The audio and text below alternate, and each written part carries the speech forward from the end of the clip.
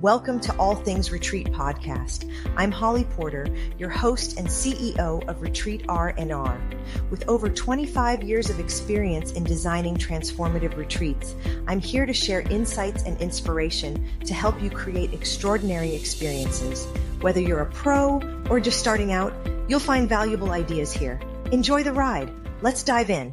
Retreats are often designed to create space for healing, reflection, and transformation. But what actually helps someone feel safe enough to change, trust themselves again, and move forward in a new way? In today's conversation, we are exploring the connection between healing and the retreat experience, including how we can create environments that support resilience, self-empowerment, and meaningful personal transformation. Dr. Ann Alex is an author, speaker, and medical doctor whose work shaped as much by lived experience as by her medical training. After undergoing 3 major surgeries, she found herself questioning conventional ideas about health, resilience, and what it truly means to heal. That journey led to her book, New Paths, and a mission to help others navigate change with a greater clarity, courage, and self-trust. Anne speaks on self-empowerment, personal transformation, and intersection of medicine and lived experience, encouraging people to become active participants in their own health and well-being. Welcome to the show. Thank you so much for having me. And I forgot to ask you before we started, is it Anne or Annie? Both work. I go by both. Oh, okay. Well, if I butchered it, my apologies, but sometimes people don't care and other people are like, you said my name wrong. No, totally fine. Oh, so you hailed from, right now you are in Germany. Yes. I just finished med school here. That's where you finished school? Yes. Okay. Is that where you were born as well? Yes, I'm originally from Germany. I love it. It's so amazing to be able to talk to people. She mentioned that it's 9:00 at night where she's at. And so I was so grateful that she stayed up for us to be here. Lots of different time zones in the world. So let's talk about, you're both a medical doctor and someone who had personally experienced 3 major surgeries. How did becoming the patient change the way that you viewed medical and healing? Well, becoming a patient meant that I saw the entire system from the other side. So basically in med school, you see what the students have to do, what the doctors are doing. You see the workload of everyday life. And you see how stressful it is to work in the medical field. And on the other hand, as a patient, I saw what it means to really be afraid, to worry about your health, to not know what's going on, and to see how it affects yourself and other people when your doctor, for example, doesn't have as much time as you would like him to have or can't explain everything the way you need him to understand. So I saw the struggles both sides have, and it helped me understand how to connect to people, how to connect to my patients better, because I know what it means to really be afraid and to really be in pain, especially. Yeah. Do you feel like that it gave you a bigger sense of compassion, maybe, as a doctor? It gave me a bigger sense of compassion and a bigger understanding of what patients go through. And it also helped me realize, because normally, when you work in the medical field for a long time, you see how the doctors just kind of get a little bit more numb. And we've been, actually, they tell us in med school that it's important to not feel with every patient, to, be a bit more distanced, because you have to protect yourself and you have to protect your peace of mind as well. But being a patient helped me realize that I don't want to go that way. And that it's important to keep the compassion and to keep the empathy. And even though, you need to be able to set boundaries, of course, but also it's important not to just become numb and see a patient as a number you have to work with the next. Yeah, I agree. It makes me think of most of our audience listening, they're retreat leaders, which is very broad. They can do a retreat in anything they can think of. But as they're listening, it's like a lesson for retreat leaders to think about that compassion, because we're bringing in people to our spaces that we're creating, this container, usually for some kind of transformation, not necessarily a doctor, a hospital atmosphere, but you're healing, no matter what, some kind of transformation's happening while your guests, patients for you, but guests are coming and seeing you. And I think that to have that compassion is so important in the work and deciding when tough love matters, just like a hard diagnosis, like at what point do you offer, the heavy hammer or grace. And I think that parallels what you were saying. It kind of parallels to how I wanted to compare that to retreat leaders. Tell us, would you mind sharing like a little bit of what happened to you while you were in medical school? Of course. So basically after my second semester in medical school, during my second semester, I started having back pain, like really, really bad back pain, and not the kind of pain that you have when get tense, or I don't know, you just overworked and stressed. So I went to the doctor and I told him that it was bad and it was different. But the doctor who treated me back then, he didn't really believe me. It was always like, oh, you're a medical student. Of course, it's so stressful and you have exams, so obviously you're under pressure. So let's do some acupuncture and I'll give you some go to the physical therapist and it'll be fine. So I did all of that and it wasn't fine. Like the pain got worse instead of better. So I went back to the doctor and he tried a lot of other things, but he didn't believe me. He thought I was over exaggerating my pain or whatever. So that went on for like 4 months until I went to the emergency room because it was the worst pain I felt in my life. And they basically told me it's nothing acute and I have to go see my doctor again and maybe get a picture taking, do some exam, which my doctor refused to do because, again, he thought it wasn't necessary. I was young, I was healthy otherwise, and I was a medical student during her exam phase. So after 6 months, I couldn't take it anymore. And I went to a different doctor who also didn't believe me at the beginning. So I came in and I told him, hey, listen, I am in pain and it's bad. And he asked me, on a scale from 1 to 10, how much is it? And I told him it's a 10. It's even worse. It's a 12. And he went ahead and said, are you sure? I mean, a 10 would be, like burning alive. And I was like, are you even kidding me? Like, I don't even know what to say. It is bad. You need to do something. So he sent me to get an X-ray and had me come back a few days later to see the results. And his entire demeanor shifted. And he was like, listen up, we have to do like an MRI as well. And you have a tumor in your spine. And it's a bone tumor. Your vertebrae is about to collapse. It's really bad. It can be dangerous. You need to have surgery basically immediately. So that kind of started the entire journey of me going to a hospital, me having to get like biopsies. First one didn't take. I was awake during the biopsy. They ran out of pain meds. It was even worse pain than before. The second one got 2 surgeries. They kind of messed up the first one. So they didn't damage the spinal nerve, but they compressed the spinal nerve, which led to even more pain after the surgeries. So we kind of went back and forth a while, and after 3 surgeries, I was officially done. I was told, you're young, go back into life. You don't need like rehabilitation or something. Just go back, do your thing, it'll be fine. And I went back into life, but it wasn't really fine. I had panic attacks a lot. I couldn't stand people touching me. I couldn't stand going to lectures or going in, like taking the tram or something when people were behind me. And that kind of opened up in a completely new world because I started looking for a lot of alternative approaches to healing and what else is out there. And my parents, they supported me through all of it. And they took me everywhere. Like we tried so many different things.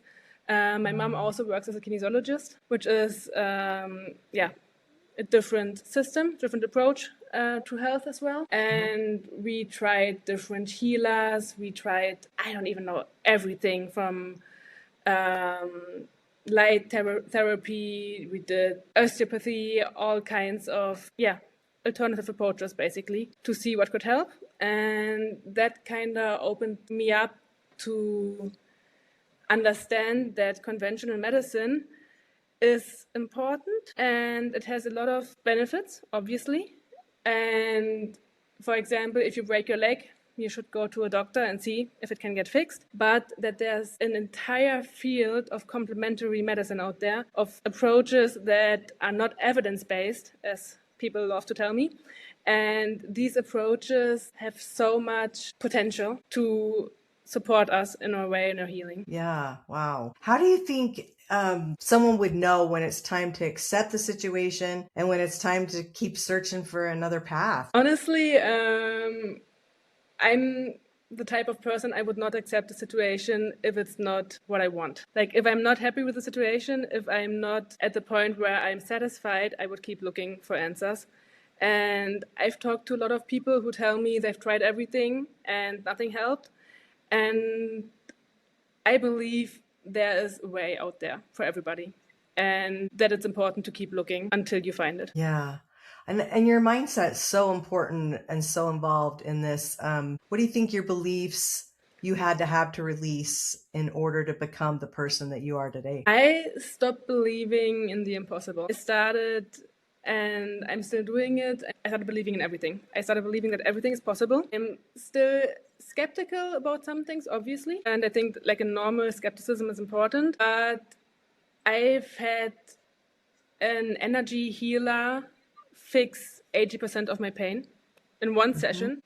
I have no idea what she did. I have no idea what happened. I have no idea what she did, how she worked. It was crazy, like literally crazy, but it helped me.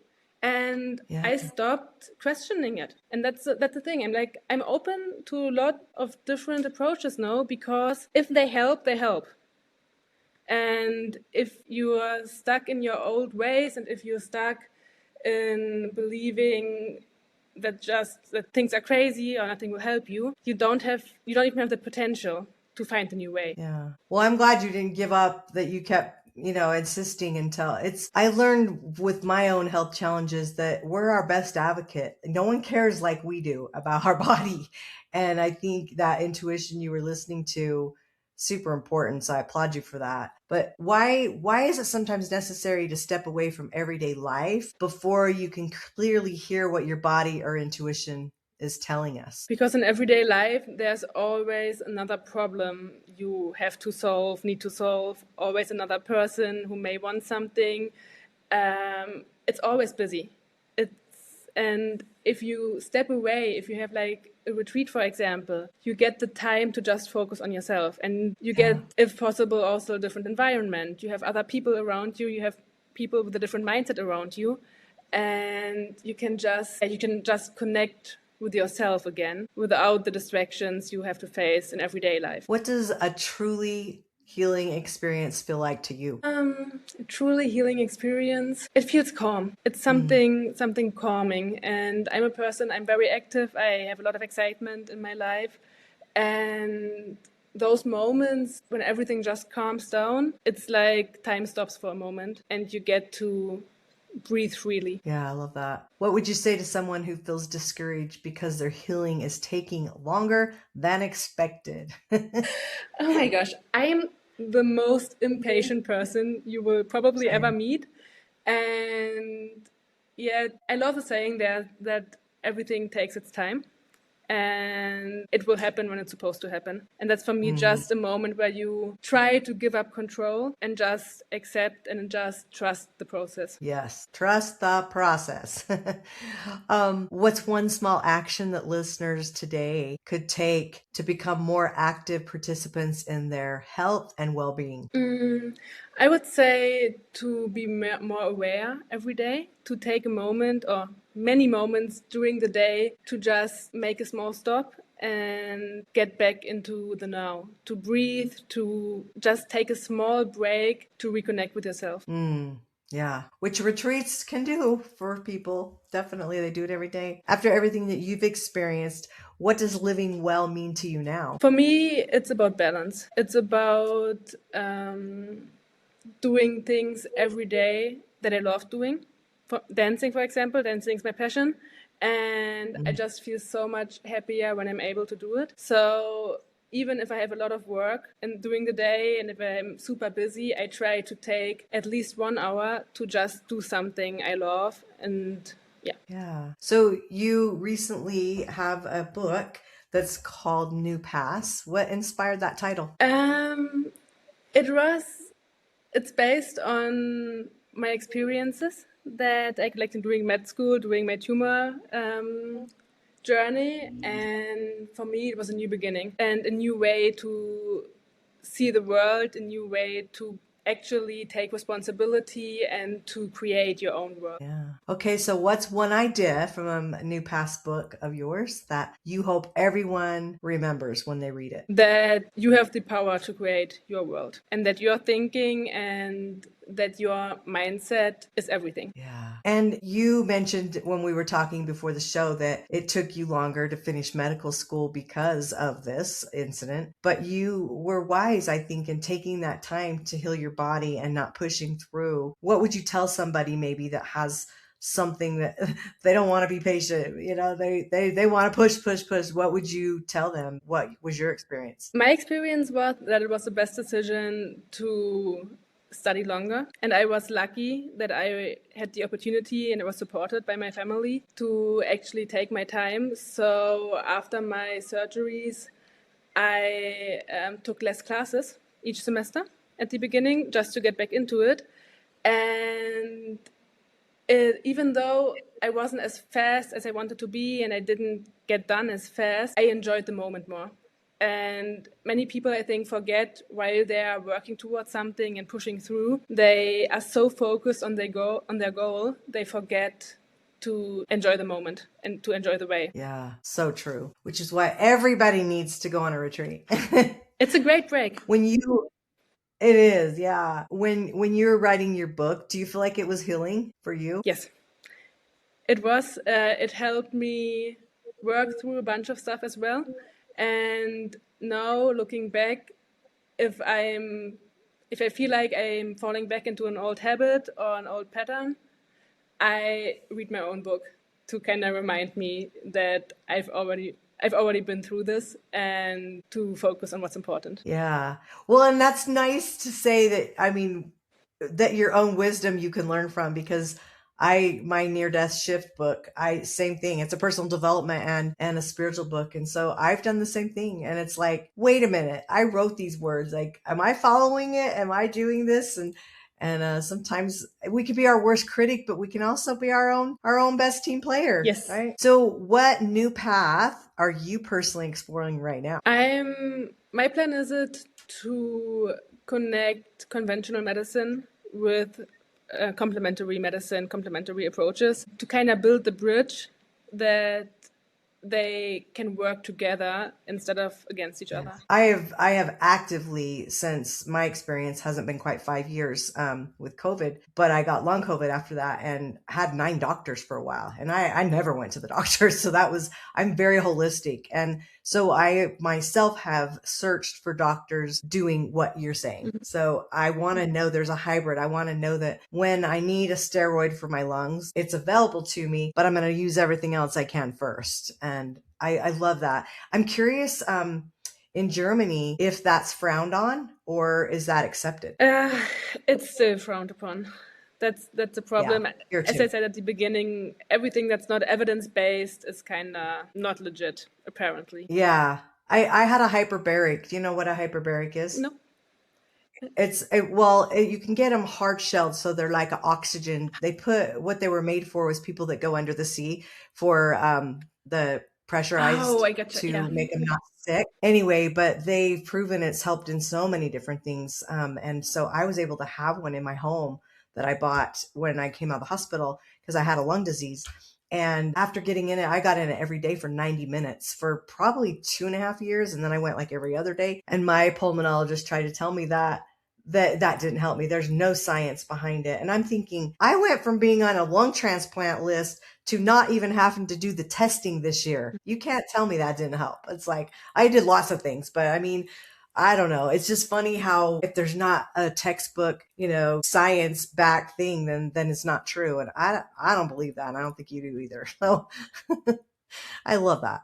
All right. You ready for some rapid fire? Yes.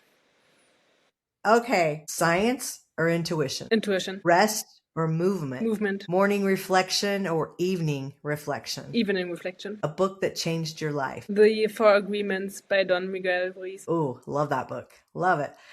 One word that describes healing. Peace. Habit you wished you would have started sooner. Doing something I love every day. Oh, I love that. What's something people misunderstand about doctors? I think on the patient side, how much work they actually do and what they're actually accomplishing every day. Yeah. Any last words for our listeners? Just to don't believe what other people tell you. If other people tell you something is impossible, try it anyways and do it anyways. I love it. Okay. And if you're going to give someone the biggest tip today about getting recharged, what would it be? Go on a retreat. Good answer. We didn't even talk about that before.